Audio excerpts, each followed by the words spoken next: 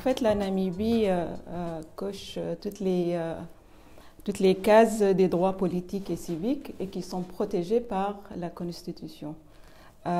Et avec des mécanismes de checks and balances qui sont assez robustes et qui protègent les droits fondamentaux. Donc en Namibie, il y a un cadre électoral très bien défini et très bien appliqué. Les élections sont libres. Il n'y a aucune intimidation des partis politiques pendant les élections, ni en dehors des périodes électorales. Il y a une véritable séparation de pouvoir. Il y a une liberté d'expression et des médias qui est inscrite dans la Constitution. Ils sont très bien classés au niveau de la liberté de la presse. Ils ont un score qui est proche du score des pays scandinaves.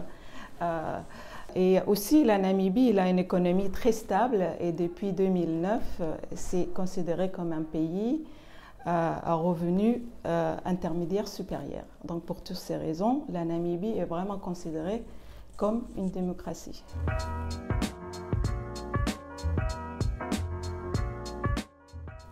En fait, la SWAPO domine la vie politique en Namibie. Et il y a trois raisons pour cela. La SWAPO cultive son image de la libération du pays. Il maintient le slogan que le SWAPO est la nation SWAPO.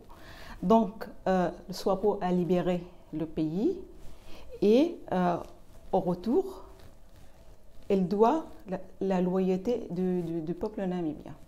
Ça, c'est une chose. Deuxième chose, il y a une opposition qui est très, très faible. L'opposition est fragmentée et souvent, ils sont des dissidents de la SWAPO. Et la troisième raison, la Namibie, c'est une petite population, 2,5 millions d'habitants. Et en majorité, ils appartiennent à l'ethnie de l'Ovambo. Et l'Ovambo, c'est le socle de la SWAPO. Et donc, il constitue une base électorale et très importante au sein de l'Ovambo. De l'autre part aussi, c'est une petite population et la SWAPO fournit des bons services. Il y a des très très bonnes prestations de services en termes d'éducation, de la santé ou d'infrastructures qui fait que la SWAPO accapare de ces services. Il présente ces services-là comme les services de la SWAPO. Ce n'est pas le service du gouvernement. Il brouille cette frontière entre le gouvernement et la SWAPO.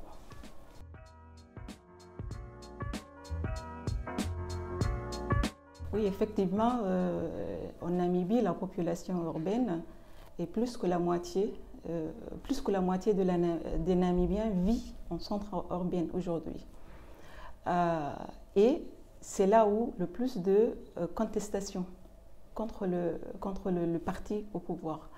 Et aujourd'hui, les partis d'opposition contrôlent 3 villes économiques très importantes. Windhoek, la capitale, avec un très jeune maire, Job Omopanda, qui a 35 ans, Walvisbé et Swakopmund. Ce sont les 2 villes les plus importantes en termes économiques. Et il y a vraiment un élan démocratique dans ces villes-là et où le SWAPO a subi beaucoup de pertes pendant les élections de 2019.